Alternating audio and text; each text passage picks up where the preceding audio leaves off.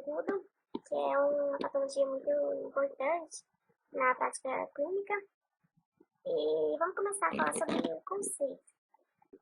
Na verdade, o abdômen agudo ele tem vários tipos de conceito, né? E aqui eu coloquei alguns deles, né? Só para você ter uma ideia, né, da caracterização dessa patologia. Bom, o abdômen agudo ele pode ser caracterizado por uma dor abdominal aguda, severa ou progressiva, iniciada de forma súbita a menos de 7 dias, mas usualmente 48 horas. Também pode ser toda situação abdominal alarmante, casos intraperitoneais de natureza cirúrgica e que tem evolução para a morte, sendo apenas evitada pelo êxito da intervenção.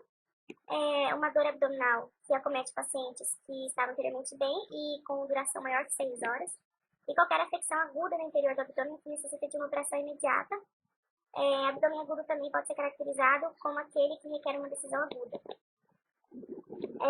Se a dor persistir por mais de 6 horas, geralmente esse abdômen agudo terá forte indicativa de intervenção cirúrgica. Aqui só alguns detalhes, algumas observações. A apendicite é mais comum em pacientes jovens, né, enquanto que a diverticulite, a doença biliar, a obstrução intestinal, a isquemia intestinal e o infarto intestinal é mais comum em adultos mais velhos. O diagnóstico é feito com a história clínica, com o exame físico, com exames laboratoriais, com exame de imagem e em último caso, com a laparoscopia ou a laparotomia exploratória. Metas primárias na condução. Primeiramente, é necessário se estabelecer o diagnóstico, né, se possível mais completo. Então, a gente tem que lançar mão de algumas coisas, como anamnese, limpeza, exame físico, para se tentar estabelecer o diagnóstico mais completo. Determinar se uma intervenção cirúrgica será necessária, né, porque tem abdômen agudo que não, necessitará de uma intervenção cirúrgica. De uma intervenção imediata, sim, mas não de uma intervenção cirúrgica. E como, por exemplo, a pancreatite aguda, né? E preparar o paciente para o ato operatório e minimizar a morbidade e a mortalidade. Vamos falar um pouquinho sobre a anamnese, né? Primeiro, a história clínica. É necessário, é imprescindível a caracterização da dor. Então, é muito importante se caracterizar a dor.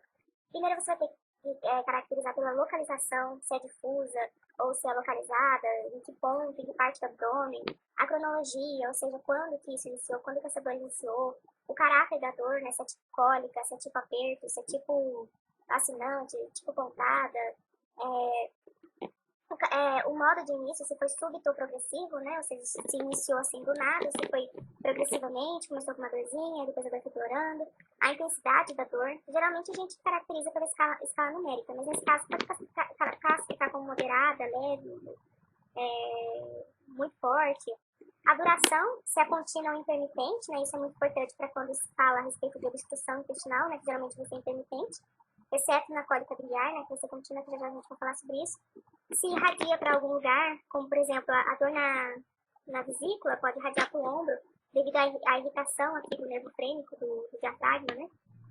Fatores agravantes ou de melhora, ou seja, se a dor melhora quando se deita do lado esquerdo, do lado direito, quando se movimenta, que aí, principalmente quando se movimenta, quando aperta a barriga, porque pode indicar uma peritonite, né? Sintomas associados também, se a pessoa está tendo vômito, se está tendo diarreia, se está tendo febre, se esses vômitos estão saindo sanguinolentos, que é a hematênese, né? Se está saindo alimentar, vômito alimentar, se as fezes estão saindo com sangue, se estão saindo com mucos de sangue, se estão saindo só aquosa, se está tendo febre, né, como eu já disse, entre outros sintomas, né? Além disso, também sempre procurar ver sintomas de choque, né? Porque a gente vai ver mais pra frente que os tipos de abdômen agudo. Tem abdômen agudo hemorrágico, perfurativo, né? Principalmente o hemorrágico costuma dar muito choque, né? Então tem que pesquisar, procurar saber se a pessoa tá desorientada, se tá hipotensa, com sudorese, se a pele tá fria, se olhar as mucosas, se tá ressecada, principalmente quando a pessoa tá tendo vômito e assim vai. Uma dor progressiva, ou seja, de começo progressivo, indica processos infecciosos. Enquanto que dor cólica intermitente, ou seja, a dor pode ter começado subitamente, mas principalmente quando é obstrução, né? Mas ela, geralmente, a dor em obstrução é caracterizada como dor cólica e intermitente. Ou seja, a dor vai e volta. Geralmente essa dor é cólica e intermitente na obstrução intestinal, ou a gente vai ver obstrução do ducto cístico ou janito urinário, devido à peristalse que esses órgãos possuem. É uma peristalse vigorosa que acontece próximo ao local da obstrução, né? Então, por isso que toda obstrução intestinal, ou obstrução do ducto cístico ou janito urinário, a dor vai ser tipo cólica, intermitente, no caso, para o intestino e para o gênito urinário. Por que não é intermitente a cólica biliar? É contínua, é constante, né? Porque a árvore biliar, ela não tem camada muscular e não tem, então, a peristalse. Então, não vai ter esse pico de peristalse vigorosa, que vai caracterizar a dor de cólica intermitente. Vai ser cólica, mas não vai, vai ser uma cólica constante, a dor biliar. Já diferente da dor da obstrução intestinal e a dor lá da obstrução do ureter, né? Que vai ter essa peristalse e geralmente essa dor vai ter um pico que fica mais forte, um pico que fica menos, um pico que desaparece. Então, essa é a caracterização do abdômen obstrutivo, abdômen agudo obstrutivo, que é uma dor em cólica intermitente. Aí você tem que ver certinho, né? Quais são as causas de abdômen agudo obstrutivo. Então, a gente vai dar uma repaginada. A dor contínua geralmente indica algo que vai levar à inflamação peritoneal ou isquemia, né? Então, tem que estar atento a essa dor contínua, né? Que geralmente pode levar à inflamação peritoneal, né? Ou à isquemia, né? É um exemplo. A dor em cólica em obstrução simples, né? Que é cólica, obstrução simples vai ser dor em cólica intermitente, que vai mudar para constante, né? Ou seja, quando se muda para constante, tem que investigar se não houve estrangulamento da víscera. É importante isso. Então, geralmente, uma dor contínua indica patologias que vão levar à inflamação peritoneal ou à isquemia, né? A dor da úlcera perfurada é referida como queimação, né? Porque há um influxo de ácido para a cavidade abdominal, né? E a obstrução, né, com aperto ou tipo cólica, né, devido à hiperperistalse que eu falando. Quando você tem a úlcera perfurada, o ácido pode migrar para um dos quadrantes, né? Então, geralmente, se você tem uma úlcera perfurada lá do estômago ou do duodeno, geralmente não, né? Pode ocorrer que essa dor inicie-se no quadrante inferior direito, mas parecendo até se assemelhando até a uma apendicite. Mas geralmente não é por causa da apendicite, geralmente é porque se houve a úlcera perfurada, pelo extravasamento de ácido, né, que migrou para esse quadrante inferior direito, pode ser quadrante inferior esquerdo, simulando uma diverticulite. Bom, tem que perguntar também em relação à ingestão de alimentos, se piora a dor ou se melhora. Geralmente, em obstrução intestinal, em cólica biliar, pancreatite, diverticulite ou perfuração do intestino, a ingestão de alimentos vai piorar a dor. E ela melhora geralmente quando é úlcera péptica não perfurada, se for perfurada vai piorar, e gastrite, né? Vai melhorar a dor. A dor abdominal difusa, que aparece de 30 minutos a 1 hora depois das refeições, indica angina intestinal. Geralmente, a dor que precede o vômito em pacientes que necessitam de... Geralmente, esses pacientes vão necessitar de intervenção cirúrgica. Toda dor que precede o vômito, o paciente tem uma grande probabilidade de precisar de uma intervenção cirúrgica. O contrário é verdadeiro também para os não cirúrgicos. Quando o vômito precede a dor, geralmente não vai ser cirúrgico. Mas pode ocorrer que seja, pode ocorrer eventualidades, né, que possa inserir paciente em paciente cirúrgico. E não esquecer de perguntar se está presente vômitos, né, como eu falei, se tem hematêmias alimentares, fezes, se a pessoa tá saindo fezes, se tivesse, se está fezes endurecidas, né, uns síbalos, se está constipado, se está aquosa, se tem diarreia, ou se não está saindo nada, se houve parada de eliminação de fezes e gases de obstrução. Perguntar também se está saindo uma fezes tipo borra de café, que é a melena, né, a enterorragia, a hematoquesia, a febre também, pesquisar se tem febre, porque ela pode estar ausente em idosos, né, indivíduos imunocomprometidos, e se a pessoa está tendo diurese, né, e observar, perguntar sempre que cortar a urina, né, para pesquisar hematuro. A combinação de febre alta e calafrios indica bacteremia, e sintomas neurológicos, como letargia, confusão, agitação e desorientação, podem indicar choque séptico iminente. Né? Então, isso tem que ver como que está o estado do paciente, se está com febre, se está com calafrio, se ele está pálido, se ele está suando muito, se a pele dele está gelada, se ele apresenta cianose de extremidades. Então, tem que ver tudo isso. Medicamentos, né? O que o medicamento vai interferir? Bom, narcóticos, né, que são substâncias que deprimem o sistema nervoso central, eles podem levar à obstrução ou à obstipação intestinal, né? E ainda podem causar espasmos no esfíncter de Oddi, que é aquele esfíncter que fica lá na parte intestinal lá que desemboca o ducto da parte pancreática e da parte do fígado, né?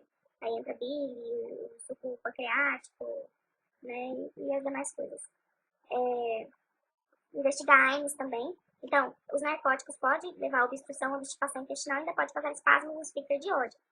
A investigar também AINES, né, porque AINES pode causar aí uma úlcera perfurada, pode gerar gastrite, e os imunossupressores, né, que aumentam o risco de contrair doenças virais bacterianas e diminuir a dor pela inflamação, né, ele diminui a inflamação. Investigar também a saúde ginecológica, principalmente em mulheres, né, em idade fértil. Investigar sempre a data da última menstruação, o uso prévio atual de contracepção, os sangramentos vaginais anormais, ocorrimentos que tem, né, os fatores de riscos para a gravidez ectópica, que no caso é a doença inflamatória pélvica, o dispositivo intrauterino, que é o DIU, né, a gravidez ectópica prévia, cirurgias tubárias, que eu tenho que investigar isso também. Bom, aqui eu vou falar agora quais são as patologias mais frequentes em cada quadrante. Bom, no quadrante superior direito, a gente vai ter, primeiro, a gente vai ter o fígado, a gente vai ter a vesícula biliar, a gente vai ter a base pulmonar, a gente vai ter a parede abdominal, né? E vai ter o rim, né? Só que o rim tá reto-peritoneal.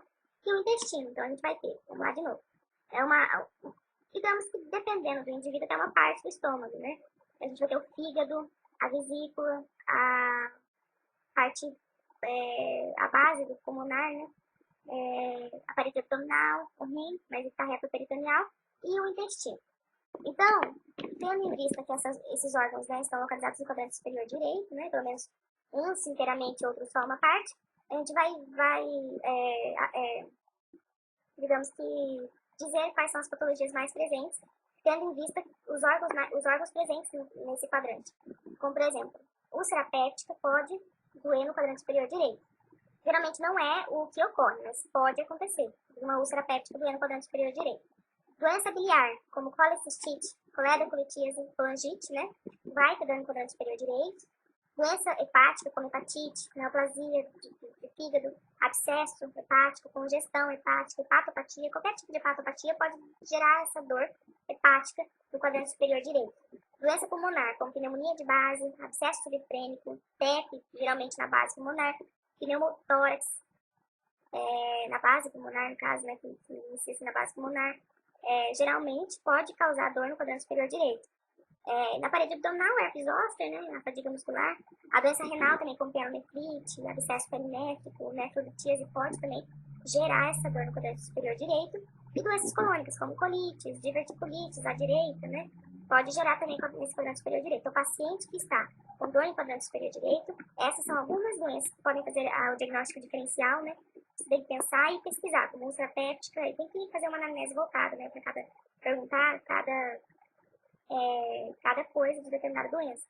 Úlcera péptica, doença biliar, né, doença hepática, doença pulmonar, parede abdominal, doença renal, doença colônica. É isso. Agora, em relação à dor epigástrica. Pode doer a região epigástrica quando se tem uma úlcera péptica, uma doença pancreática, né, como a pancreatite, neoplasia pancreática, doença biliar também, colecistite, coledocolitíase, colangite, doença esofagiana, como esofagites, né, principalmente as medicamentosas de refluxo, que é a doença do refluxo gastroesofágico, a infecciose eosinofílica, o IAM também pode doer no epigastro, a pericardite também pode doer, a ruptura ou dissecção da aorta abdominal e a isquemia mesentérica. Tá? Essas são as doenças, algumas, né, das doenças que podem fazer diagnóstico diferencial quando essa dor é na região epigástrica. Então, úlcera péptica, doença pancreática, como pancreatite, neoplasia pancreática, mas geralmente, se tem alguma coisa no pâncreas, vai, no mínimo, estar vomitando, né?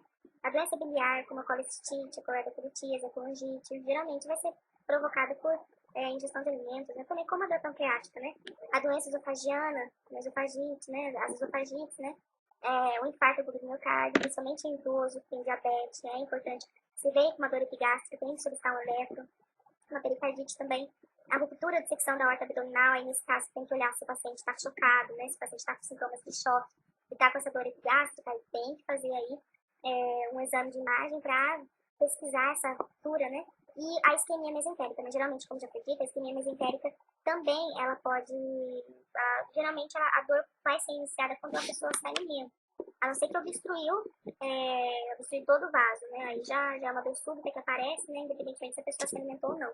Mas geralmente, quando a obstrução é parcial, essa dor de isquemia vai acontecer quando a pessoa, 1 hora, 30 minutos depois que a pessoa se alimenta. Né? Então, cada doença tem a sua peculiaridade. No quadrante superior esquerdo, também, né, pode ter a dor da úlcera péptica, doença esplênica, como ruptura, infarto esplênico, mas geralmente a pessoa vai estar com sinal de choque, doença pancreática, né, como neoplasias ou pancreatite. Geralmente a doença pancreática, né, as pancreatites, a dor pode irradiar para o dorso também. Pode começar tanto na região epigástrica, como no quadrante superior esquerdo, e irradiar para o dorso, mas não é uma regra. Doença pulmonar também, né? Do lado do pulmão do lado esquerdo, né? Com pneumonia de base, do lado esquerdo, abscesso subfrênico, TEP, que é tromboembolismo pulmonar, pneumotórax, e a doença renal, né, que a gente também tem no rim do lado direito, mas ele está retroperitoneal. Então, geralmente, pielonefrite, abscesso perinéfrico e nefrolitíase pode gerar essa dor no quadrante superior esquerdo também. Então, a dor periumbilical. O início do apendicite, né, o início da apendicite, pode gerar essa dor periumbilical. A obstrução do intestino delgado e do cólon proximal também pode gerar essa dor periumbilical, né? As gastroenterites, mas as gastroenterites a gente vai ver também que pode ser difusa, mas pode gerar essa dor periumbilical. A isquemia mesentérica também, a gente vai ver que a isquemia mesentérica, deixa eu só voltar aqui, ela pode gerar dor na região epigástrica, né? Mas depende também da parte da isquemia. E a ruptura ou dissecção da aorta abdominal também pode gerar essa dor periumbilical, mas geralmente a isquemia mesentérica vai ser aquela que a pessoa acabou de comer, e a da ruptura ou dissecção da aorta abdominal é com choque também, né? Então cada doença com a sua peculiaridade. A dor suprapúbica geralmente pode ser uma doença inflamatória intestinal, causas obstétricas e ginecológicas, como tumor e torção de ovário, gravidez ectópica, DIP, abscesso tubo-ovariano, dismenorreia. Ou seja, dor suprapúbica tem que precisar de causas obstétricas e ginecológicas, aí tem várias. Doenças colônicas também, como proctocolite, diverticulite, e doenças do trato urinário, como cistite, nefrolitíase, prostatite, principalmente cistite, né? Que costuma dar essa dor suprapúbica. Aí tem que pesquisar como é que tá a urina da pessoa, em casos ginecológicos, tá tendo corrimento, e entre outras coisas. Bom, no quadrante inferior direito, o apendicite, né, que geralmente é o que ocorre. Doença inflamatória intestinal também pode ocorrer no quadrante inferior direito. Causas obstétricas e ginecológicas, né, principalmente gravidez ectópica. Então, toda mulher que vem no seu consultório e tá com esse abdômen agudo, né, o dor em quadrante inferior direito, tem que solicitar para ela um beta-HCG, exame de beta-HCG, né, se for uma paciente na idade fértil. Mas os casos ginecológicos podem precisar tumor e torção de ovário, gravidez ectópica, DIP, abscesso tubo-ovariano, entre outras. Doenças renais também, como pielonefrite, abscesso perinéfrico, nefrolitíase, porque às vezes até mesmo o paciente pode ter um rim ectópico, né? Doença intestinal, como diverticulite à direita, né? Ileocolite, gastroenterite, hérnia, né? No quadrante inferior direito tem que pesquisar a hérnia, né? Principalmente a hérnia inguinal. No quadrante inferior esquerdo, as doenças inflamatórias intestinais, causas obstétricas e ginecológicas também, doença renal, como já foi dito, e doença intestinal também. Aí, nesse caso, inclui a diverticulite do sigmoide, a hérnia, a gastroenterite. E as difusas, né? A gastroenterite pode evoluir com essa dor difusa, obstrução intestinal também, peritonite, principalmente a peritonite, isquemia mesentérica, doenças inflamatórias intestinais, vasculite, sepsidose diabética, pode evoluir com essa dor difusa. Né? Então, em cada quadrante a gente tem que observar que órgão está presente naquele quadrante e em quais órgãos que fazem referência anatômica, né, que estão ao lado desse local, né, para ver para fazer os diagnósticos iniciais, né, para ver quais doenças podem estar ocorrendo no paciente. Em relação ao exame físico, geralmente a gente tem que observar, ter uma observação ampla da aparência geral do paciente, né? Justamente para ver se ele está desidratado, se ele está entrando em choque, né? E entre outras coisas. O paciente com irritação peritoneal irão se manter com o quadril em flexão e o joelho também para diminuir a tensão do abdômen. Eles irão ficar quietos no leito. Então, geralmente, eles vão ficar com esse quadril e os joelhos fletidos, né? E vão ficar quietos. O abdômen agudo que não cursa com irritação peritoneal, tais como isquemia mesentérica, cólica biliar e ureteral, farão com que o paciente permaneça inquieto, principalmente dor em cólica. Inquieto no leito na tentativa de buscar alguma posição que reduza o desconforto. Geralmente, quando é cólica, a pessoa ela sente vontade assim, de apertar, né, de se encolher, porque ela acha que vai melhorar a dor. Então, as cólicas biliares, intestinais, ureterais, geralmente, principalmente quando é cálculo renal, né, a pessoa vai se mostrar inquieta, né? E pedir para o paciente tossir e depois apontar a área onde mais dói, principalmente quando ele chega falando que é difuso. Você pede para ele tossir e apontar a região onde mais dói quando ele tosse. Deve-se fazer o exame pulmonar e cardíaco, né, visto que há condições nesses lugares que afetam o abdômen, como a gente já viu, né? Por exemplo, a dor epigástrica, pode ser um infarto, uma pericardite, uma dor em quadrante inferior direito, esquerdo pode ser causas pulmonares, né? Pesquisar sinais de choque, como diaforese, a transpiração intensa, palidez, taquipneia, taquicardia, hipotensão, ortostatismo. E todo abdômen agudo deverá sempre olhar a região inguinal, devido à hérnia de amiante. Essa hérnia de amiante nada mais é do que uma hérnia inguinal, onde o apêndice uniforme onde se tem um apêndice vermiforme no seu interior. Né? Nada mais é do que essa invaginação do apêndice vermiforme na hernia inguinal, no saco herniário, né? Em relação à inspeção, você deve procurar cicatrizes, né? Porque se ela estiver principalmente obstruída, pode ser devido a uma aderência. Hérnias, você tem que pesquisar, visualizar se tem algum abalamento que possa ser uma hérnia. Aí tem que pesquisar se ela está encarcerada, estrangulada. Se tem distensão, né, abdominal, porque aí dita que fala a favor de uma obstrução intestinal. Massas óbitas fala a favor de tumor, de extensão de vesícula. Equimoses, né, pode falar a favor de trauma ou algo necrotizante. Umbigo invertido pode falar a favor do aumento da pressão abdominal, principalmente paciente que tem ascite. Pulsação visível fala a favor de aneurisma. Peristalse visível fala a favor de obstrução. Então, aqui a gente já viu aqui, ó. A distensão abdominal, a cicatriz, a peristalse visível fala a favor de obstrução. E vem as embugistadas que falam a favor de hipertensão portal, né? A ausculta, um abdômen silencioso sugere índio paralítico, principalmente quando a pessoa tem diabetes. Sons intestinais hiperativos sugerem enterite e estágio inicial de isquemia mesentérica. Percussão. Na percussão, a obstrução intestinal ou ele paralítico vai ter um hipertimpanismo em todo o abdômen, exceto no quadrante superior direito, por causa do fígado, não vai ter a massa cês. Então, em relação à obstrução intestinal ou ele paralítico, vai ter um hipertimpanismo. Se houver a presença de massa cês fora da área hepática, deve-se pesquisar massa intraabdominal, né? Porque geralmente só a parte hepática vai ser um sinal de uma percussão massa cês. Sinal de Gilbert. O hipertimpanismo percussão na área hepática. Isso indica um abdômen agudo perfurativo, o sinal de Gilbert. A palpação, tem que observar a hipersensibilidade difusa abdominal, indica uma irritação peritoneal, e uma hipersensibilidade difusa leve, sem defesa muscular, indica gastroenterite ou algum processo inflamatório intestinal sem irritação peritoneal. O ponto máximo de hipersensibilidade geralmente indica a fonte subjacente ao processo, e é necessário se pesquisar a presença de visceromegalias e massas abdominais, e notar se há descompressão dolorosa ou contração muscular e defesa muscular, né, que no caso vai falar a favor da peritonite. Sinais na palpação, aqui estão alguns sinais. O sinal de Rovzinho é quando se tem uma dor no quadrante inferior direito, quando o quadrante inferior esquerdo é palpado profundamente. Está associado com a apendicite aguda e indica inflamação peritoneal localizada na região do apêndice, né? Sinal de Murphy. Sinal de Murphy é a parada brusca da inspiração quando o quadrante superior direito é palpado profundamente.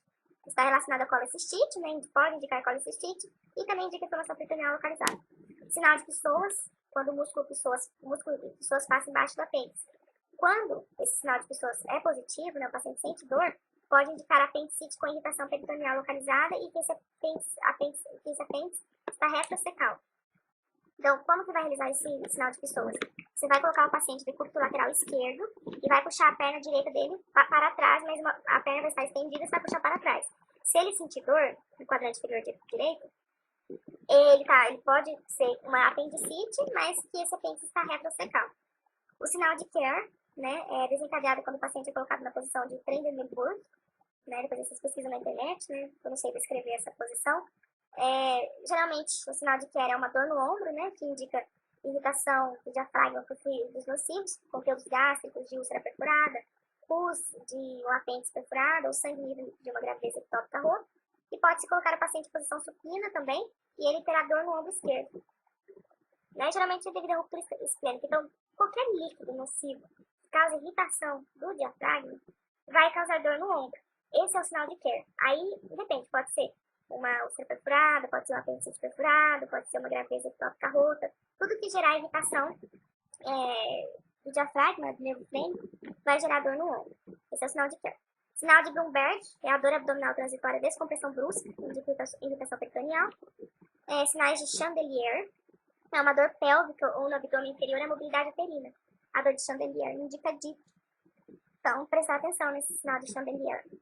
Sinal de Charcot, né, Charcot, ou Charcot, né, é a febre, a icterícia e a dor abdominal intermitente no quadrante superior direito, que indica coledocolitíase, né.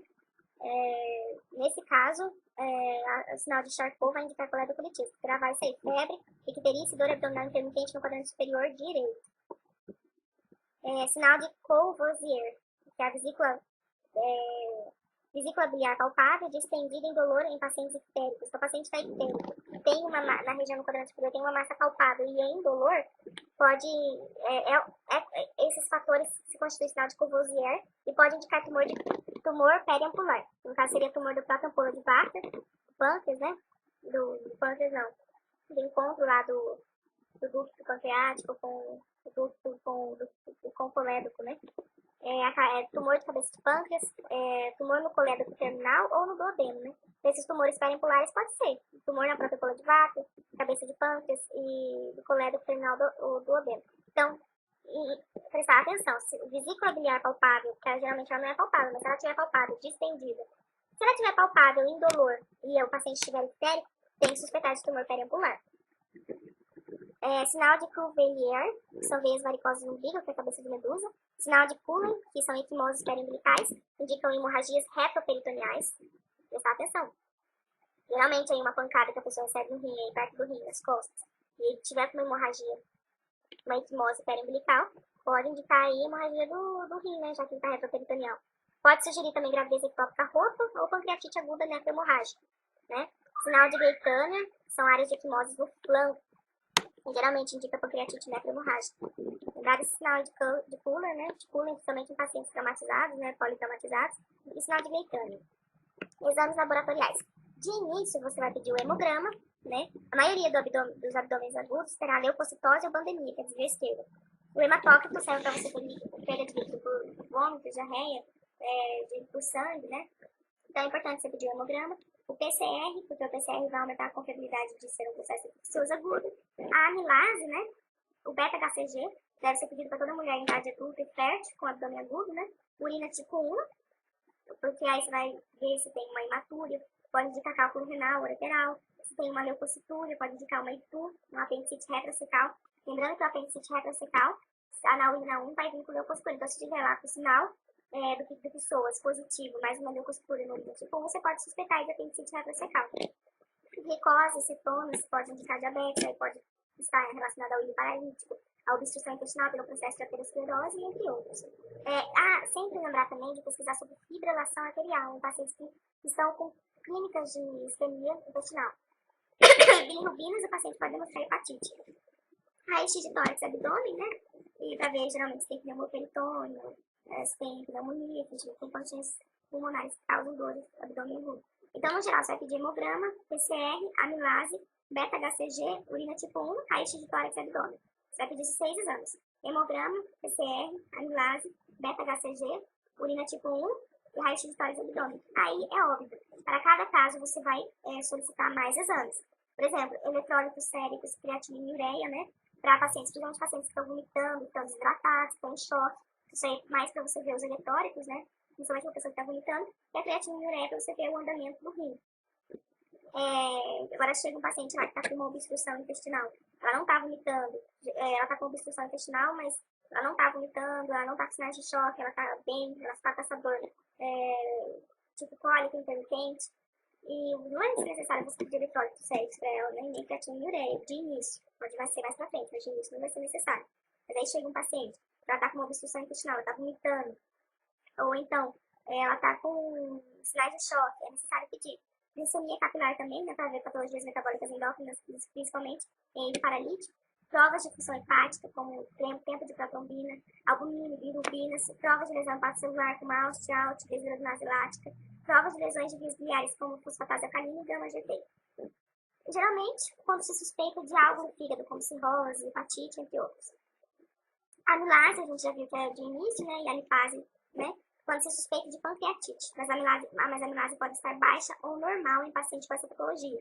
Da mesma forma que pode aumentar em outras condições, tais como obstrução intestinal. Então, a amilase, lembrar que ela é um exame que você pede de início. E ela geralmente vai estar aumentada em pancreatite, que a gente viu, né, mas pode vir baixa ou normal. Mas vai estar aumentada também em obstrução intestinal, isquemia mesentérica e úlcera abdominal perfurada. Lactato sérico, como suspeita de isquemia intestinal, né? Gasometria arterial, né, quando suspeita de infarto. Pesquisa de sangue oculto nas fezes, quando você tem uma suspeita de câncer, né, de neoplasia maligna, entre outras. Testes parasitológicos de fezes, quando suspeita de verme, pode ser uma obstrução intestinal por ascaris, né, como por exemplo. Eletrocardiograma, né, que é mandatório para todos os pacientes idosos e com história de cardiopatia. O estresse fisiológico, mesmo que ele não não tenha clínica de infarto, de estar sofrendo uma isquemia miocárdica no momento. Por quê? Porque todo o abdômen agudo, o estresse desse abdômen agudo, pode aumentar a demanda metabólica por oxigênio e induzir a isquemia em pacientes com doenças coronarianas. Então é importante pedir para todos os pacientes idosos que têm uma história de cardiomiopatias no eletrocardiograma também. Então, em geral, são esses exames que se pedem: hemograma, PCR, amilase, beta, HCG, urina tipo 1, raio-x de tórax e abdômen. Isso aqui é o rotina que você tem que pedir. Aí, nos casos específicos, né, por caso que você suspeita, você vai pedir o restante. Ou todos, ou um ou outro. Bom, a conduta. Houve definição diagnóstica com exame físico e anamnese? Não. Aí você vai para os exames complementares, né, como já foi dito. Hemograma, PCR, beta-HCG, amilase, urina tipo 1, né? Se não houve resolvimento com os exames complementares, no primeiro raio-x de tórax e abdômen, você vai para a ultrassonografia abdominal. Se não houve, você vai para a tomografia computadorizada. Se houve o diagnóstico, você vai para o tratamento específico. Se não houve o diagnóstico, você vai internar o paciente para observar ele e reavaliar ele conforme vai passando o tempo, né? Ou você pode indicá-lo para videolaparoscopia ou laparoscopia. Bom, em relação aos estudos de imagem, o raio-x de abdômen em posição supina e ortostática, né? Decúbito lateral se o paciente não poder ficar em pé. Então, geralmente, quando você pede raio-x, você pede em raio-x em posição supina, em posição ortostática, né? Se ele não poder ficar em pé em posição ortostática, você pode colocar em decúbito lateral. Sabe, de raio-x de abdômen nessas duas posições e raio-x de tórax. O raio-x pode indicar pneumonia, né?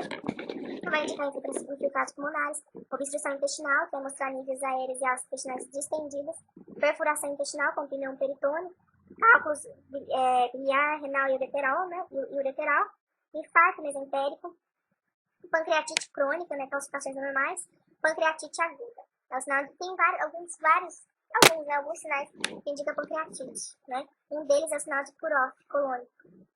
Nada mais é do que a interrupção abrupta do colo descendente a seguir do ângulo esplênico. Ocorre que a inflamação da pancreatite estende-se para o ligamento esplenocólico, o que resulta no estreitamento da flexura esplênica.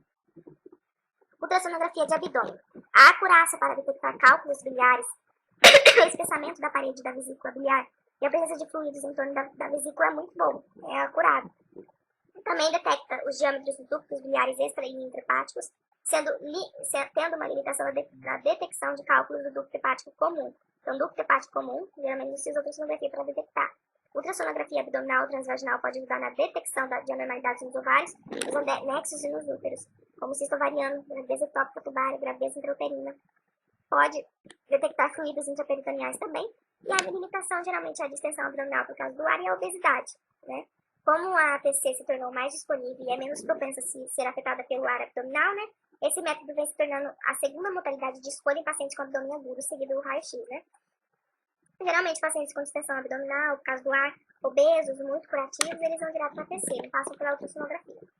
TC, ela é muito útil para mostrar o apendicite, né? Excelente para diferenciar a obstrução intestinal de írio paralítico. Muitos pacientes vítimas de trauma abdominal fechado terão um estado mental alterado por traumatismo crânioencefálico ou substâncias tóxicas. Nesse caso, quando se suspeita de lesão abdominal, deve-se realizar a TC com contraste oral endovenoso. Então, trauma abdominal geralmente se realiza tomografia computadorizada. Só uma observação: mulheres grávidas e crianças devem se optar pela ultrassonografia devido ao risco da radiação de TC. A ATC só deverá ser usada quando o diagnóstico permanecer obscuro com a ultrassonografia, né? E se houve atraso do diagnóstico, e por isso causou dano ao paciente, ou seja, o atraso do diagnóstico pode causar dano ao paciente. As complicações que pode gerar. Pode gerar, né, as infecções, né? Por exemplo, o paciente pode ter febre, taquicardia, taquipneia, acidose metabólica. E evoluir com sepsis, que pode levar ao choque hipovolêmico e ao óbito. Então, uma das complicações do abdômen agudo é levar a infecção, a sepse e ao óbito. A infecção, a sepse, ao choque hipovolêmico e ao óbito. E a distensão de alça pode levar também à elevação da cúpula diafragmática, a hipoventilação, a eclectasia pulmonar e a retenção de CO2, gerando uma insuficiência respiratória e infecção, né? Gera também sepse, pode gerar choque hipovolêmico e óbito. Então, complicações do abdômen agudo geralmente pode levar a óbito através das infecções e da distensão de alça. A distensão de alça pode causar aí uma crise de hipoventilação, né, uma insuficiência respiratória e o subsequente infecção. Agora vamos falar um pouquinho dos tipos de abdômen agudo. Isso aqui é mais para ilustrar, porque vai ter uma aula com cada tipo de abdômen agudo. O abdômen agudo inflamatório. A dor é de início insidioso, né, como já falamos nos slides atrás. com agravamento, localização com o tempo, né? Ou seja, começa insidioso, depois vai ficando mais forte, né? Entre outras coisas. Terá sinais sistêmicos como febre cardíaca, porque é inflamatório, e doenças mais comuns é apendicite aguda, mais comum em adolescentes e jovens adultos, colicistite aguda, diverticulite aguda, pancreatite e anexite aguda. Obstrutivo, né? Abdômen agudo obstrutivo. Geralmente a dor é em tipo cólica, né? E na região periumbilical. Náuseas, vômitos, distensão abdominal, parada de eliminação de gases e fezes, oclusão mecânica por brida, são alguns sintomas. Oclusão mecânica por brida, hérnias, neoplasias e invaginações pode gerar abdômen agudo obstrutivo, entre outras causas, aqui é só um exemplo. Né? Perfurativo, a dor é súbita e intensa, irritação peritoneal e defesa abdominal terá, né? Com certeza. Geralmente ocorre por derrame do conteúdo de víscera oca para o abdômen. Secundária, úlcera gastroduodenal. Diverticulite, corpos estranhos e neoplasias. Vascular, a dor é difusa e mal definida. E as causas mais comuns, embolia, trombose mesentérica com isquemia intestinal. O hemorrágico é uma dor intensa, rigidez e dor à descompressão. E as sinais de hipovolemia, como hipotensão, taquicardia, e a palidez. Causas mais comuns, né, de hemorrágica, a gravidez ectópica rota, ruptura de cisto, ruptura de aneurisma e ruptura de baço. Então, esses são os tipos de abdômen, né, inflamatório.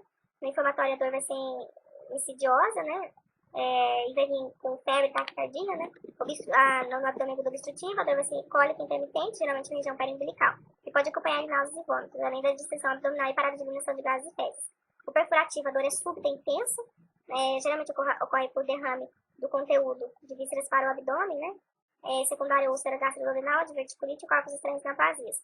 O vascular vai apresentar uma dor difusa e mal definida. Casos mais comuns é embolia, trombose mesentérica com isquemia intestinal. Hemorrágico, a dor é intensa também, vai ter a rigidez e a descompressão. Há sinais de hipovolemia, como hipotensão, taquicardia, sudorese, palidez. Casos mais comuns é gravidez ectópica roxa, ruptura de cisto, ruptura de aneurisma e ruptura de baço. Muito obrigada, pessoal. Espero que vocês tenham gostado da aula. E um beijão para todos vocês e fiquem com Deus.